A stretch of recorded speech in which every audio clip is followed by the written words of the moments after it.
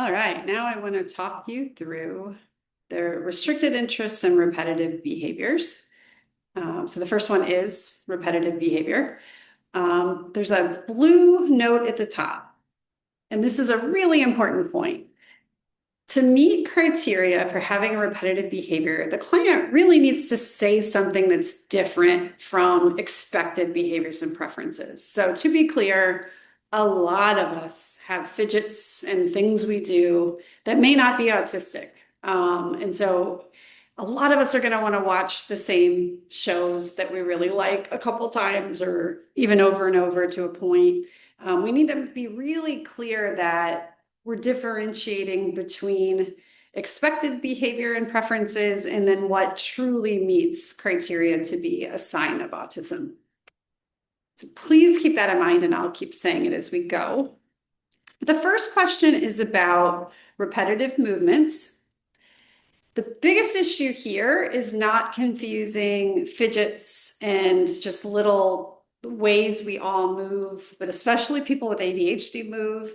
Anybody who needs a lot of movement is just going to move. How do we really differentiate that from a true autistic repetitive behavior?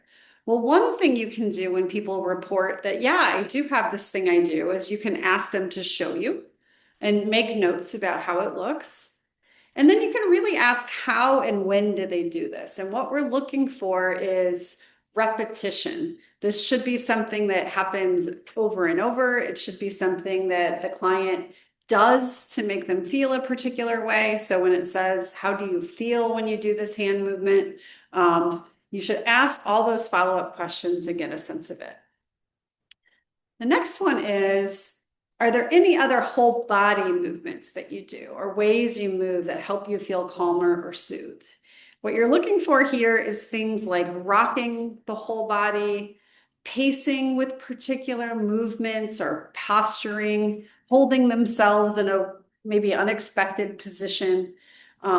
That's what you're looking for. Just pacing by itself probably doesn't mean anything. It's probably not a sign of autism. Just flicking your fingers or picking your skin by itself might not be a sign of autism. You really need to dig deeper and understand how often it's happening, what's the pattern for it, and how does the person feel? For the most part, when people do their movements, it has a self-soothing impact. It can just help them feel better, can help them feel okay. And so that's what you're looking for with those questions. And then your yellow box, you can pick as many things as the person does. And then we have this box where, if somebody does have more of a posturing or holding themselves in a different way, you could mark other and then explain what that is. The next one is about repetitive behaviors, like lining things up, arranging things in a particular way, or doing things over and over. I want to make it very clear that this is not the same as people preferring to organize their room a particular way, to have things a particular way on their shelves. That's not the same. What we're looking for here is something that's repetitive in what they do. So if they, for instance, line up their markers in a particular order on their desk and then mess them up and line them up again and do it repetitively, that could be a repetitive behavior. If they simply like to keep their markers in a very particular order on their desk and have to rearrange them if they get messed up, that goes in a different place. That is not here. This repetitive behaviors really have to be repetitive. And the next question is about rewatching video clips or rereading the same book. You are looking for something here that really stands out. There are certain seasons of my favorite show I've watched 4 or 5 times. That's not autistic. What would stand out as a trait is maybe somebody who rewatches the same episode nightly for several nights. People who maybe do something where there's a very repetitive quality to it. It's not just every couple of years they rewatch a favorite show that they love. Same thing with songs. Like songs can get stuck in people's minds. They can listen to them over and over. Getting a lyric stuck in your head can just happen, but you're listening for something that's particularly repetitive and really stands out. So you make your notes about that, and then you have your options of what they do. There is another option every once in a while, somebody will have something that's surprising. Repetitive speech. So this includes things like echolalia or particular phrases that get stuck in people's heads. I want to really differentiate inside jokes, though. We all have these with our friends. They're things we say, they're ways we reference shows. So again, we really want to ask the right questions to follow up to see how it stands out. And make sure you do that and ask a lot of follow-up so you can really tell that it's not just a common quote that they say with their friends and everybody's in on it, but rather, it's stuck. I do it over and over. I say it at times where it doesn't really fit the situation. I do it with a particular tone of voice every time that sounds just like the show. That's what you want to put there. And then we have the childhood report, just like with everything else. The next section is changes in routines. Again, you've got the same blue warning box, but routines are things that the person insists on doing in a particular way, or they just need to do it that way. It makes them feel good to do it that way. You need to listen for something that's more likely to be OCD. In autism, typically people have their routines, the things they like to do, the things that make them feel good, and they can feel kind of off if they don't get to do them, like things aren't right, but they generally aren't connected with any kind of obsession. And it's not going to be the same kind of response if they can't do it. They might just feel off or feel a little upset, but it's not going to be so catastrophic. Like if somebody is not able to complete a compulsion. So the first thing is, are there things in your day you need to do in a particular way or particular order? And then what's it like for you if you're not able to do that?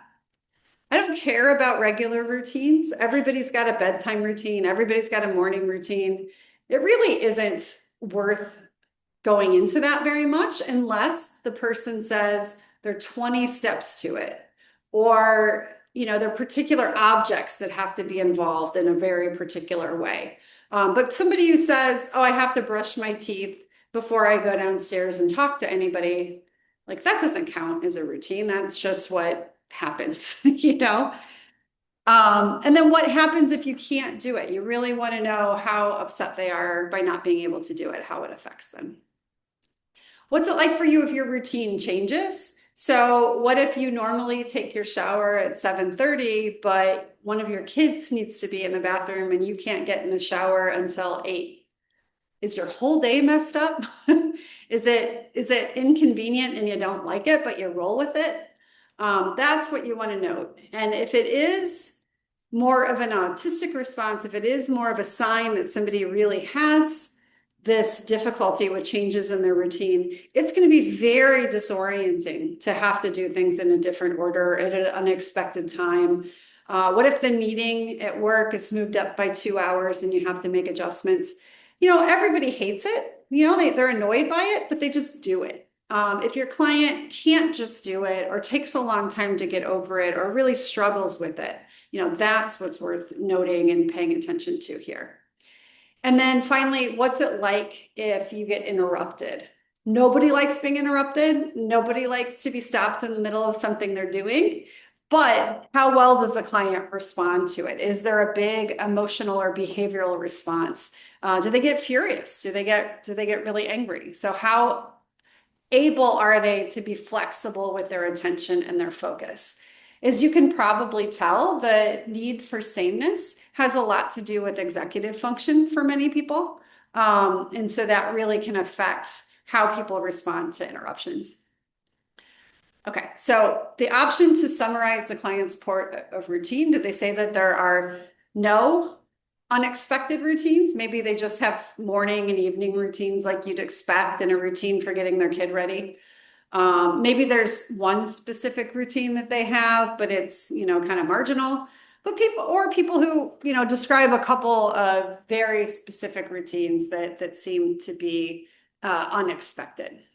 And then finally, like how distressed do they become when their routine is interrupted?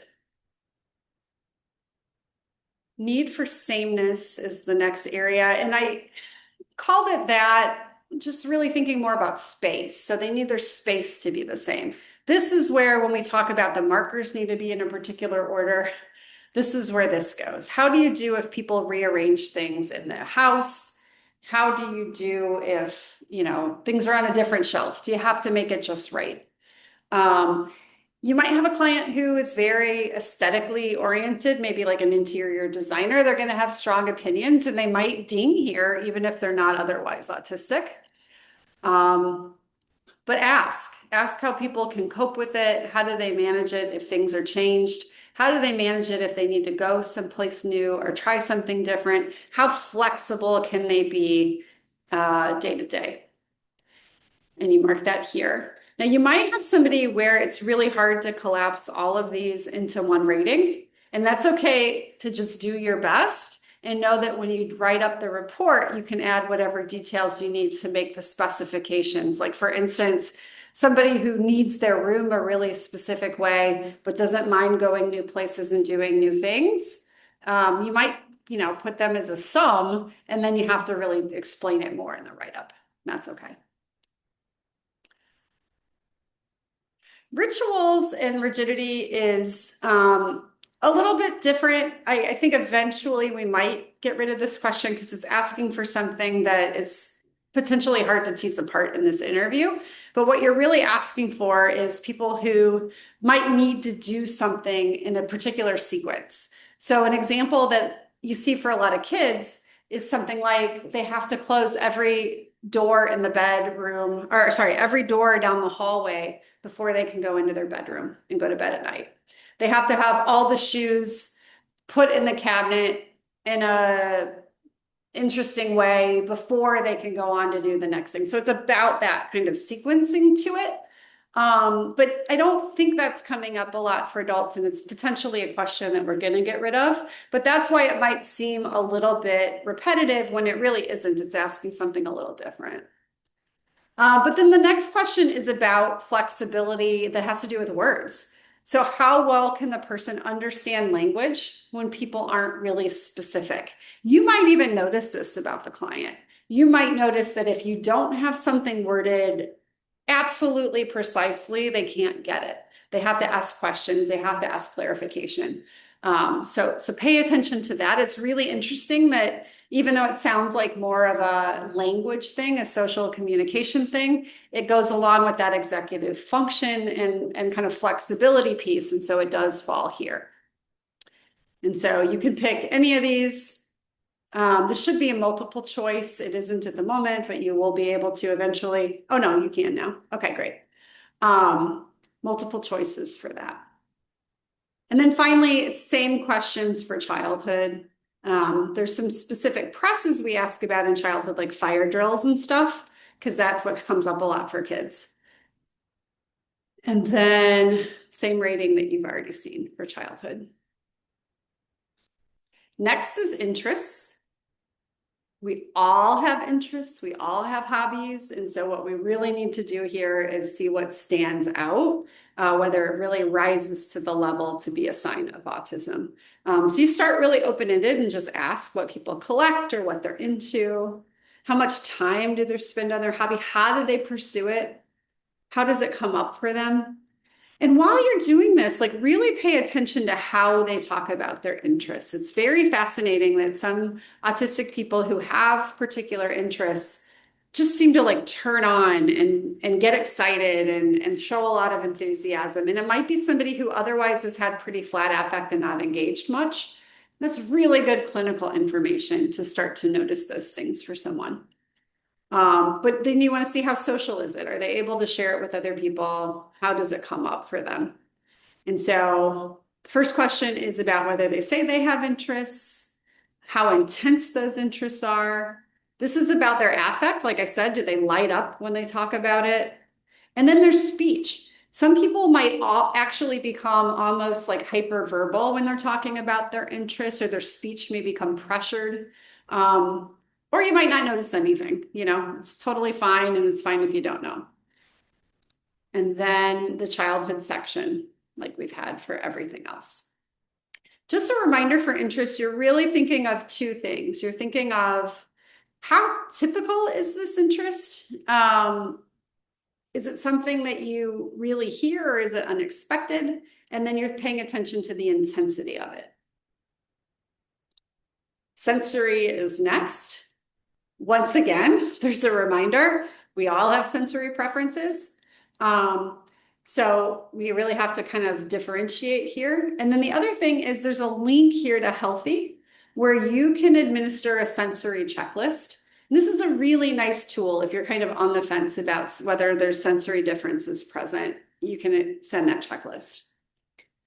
First question is whether people seek out sensory stimulation. And then if so, how do they do it? Do they avoid different kinds of sensory input? A few different questions here.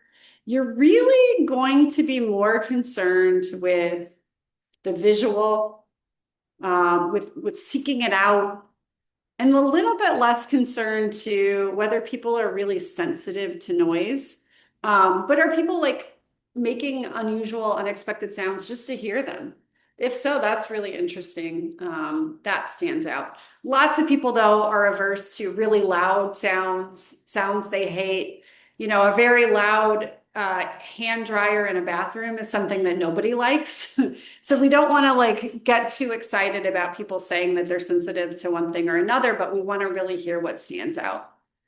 And then texture, do you seek it out? Do you avoid it? There are people who won't eat a number of specific foods just because of the texture, and that's pretty remarkable.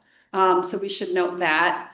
Having one or two things you don't like the texture of isn't that big of a deal, but if the client says they've got multiple foods they avoid, if there's multiple kinds of clothes they just can't wear, that's really remarkable. Smells, nobody likes bad smells. Everybody has one or two even smells that some people like that they don't like, but you want to be thoughtful about that. And then the visual stimulation piece, and then you will mark seeks, avoids, unremarkable. I want to be really clear that a lot of people are going to both seek and avoid. And we will get this option fixed later, but for right now, you really have to just pick the one that they say the most, and then you can correct that in the report and explain it. How does stimulating environments impact you? Everybody can get overwhelmed from time to time in an amusement park. It's really crowded. But it's interesting if a client says, I can only go to the grocery store after 10 p.m. because I just can't be there when there are other people. Just listen to that and see how people do in environments and understand it. And then how do you notice your internal cues? There are clients who might still have bladder accidents because they don't recognize the cues that they need to go to the bathroom. They don't know how their emotions are. They have to kind of, tell from other cues because they don't feel it inside their body. People who have to set timers to eat because they don't feel those internal cues. And so, just ask about those things, make a note there. When you get into the report later, eventually you'll be able to see those emotion questions you asked in the S1. When you ask people, how do you feel when you're angry? You'll get that information when we get into the interoception section. I don't know why it says proprioception. It should be interoception, but that is what we're asking about there. And then the childhood experience of sensory differences is the same as it is for every other section. Next, there's a question about functioning. This is to help us when we're understanding the functional impact of the diagnosis. Remember, if we're going to diagnose anything, it has to have a real functional impact for the client. We do get the adaptive behavior rating, but we also want to hear from the client about how they're impacted. So you can probe here and make sure you get a nice thorough response. The next step is scheduling your S3 appointment.